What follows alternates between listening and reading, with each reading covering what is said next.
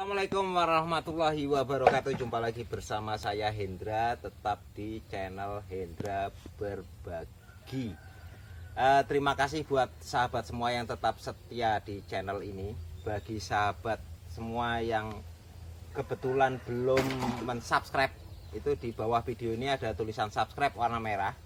Itu silahkan sahabat semua menekan tombol subscribe warna merah itu biar berubah warna jadi hitam.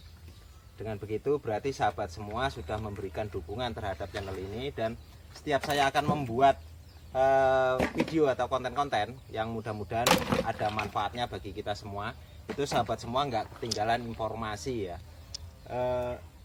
Untuk kali ini saya akan membahas tentang limbah B3 dan masalah surat izin ya.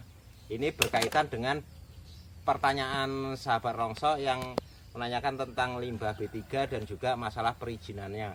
Nah ini mohon maaf, ini sambil kerja ya sahabatku, sambil nguli karena untuk ini, untuk makan sama untuk beli paketan ya.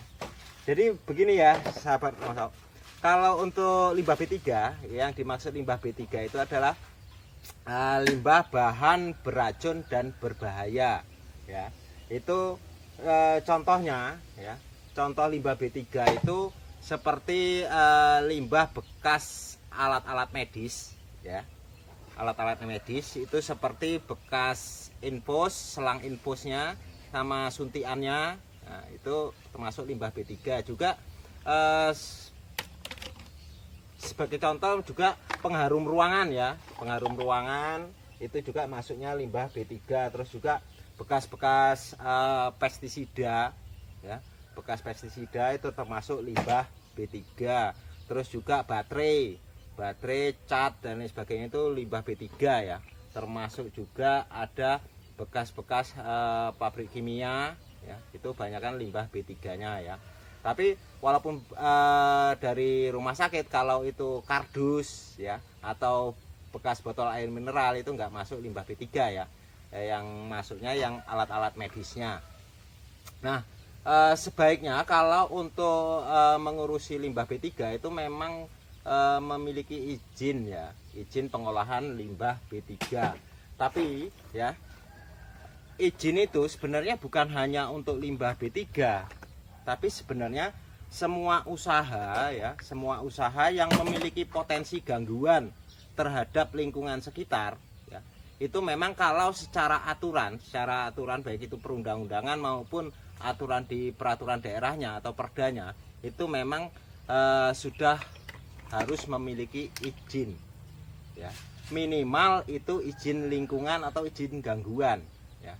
Jadi kalau saya boleh menyarankan, alangkah baiknya kalau sahabatku semua itu memiliki izin usaha tersebut, itu demi untuk kelangsungan ya, kelangsungan usaha sahabat semua. Jadi di kelak kemudian hari itu tidak ada hambatan dalam menjalankan usaha.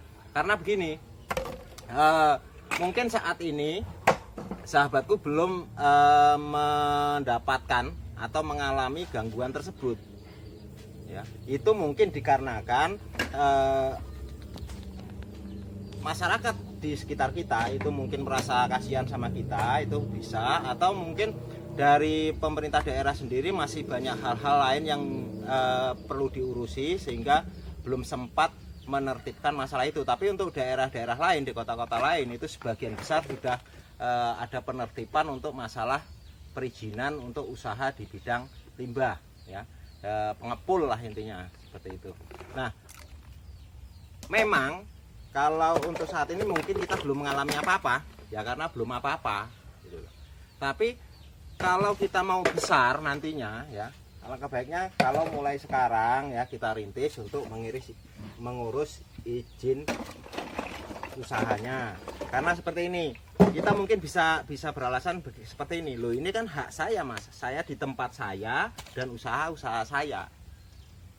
Betul sekali sahabatku. Jadi tapi kita terikat seperti ini, hak kita itu bukan harus merampas hak orang lain, karena di situ juga ada hak orang lain, hak orang-orang di seputar kita yang mereka memiliki hak untuk nyaman.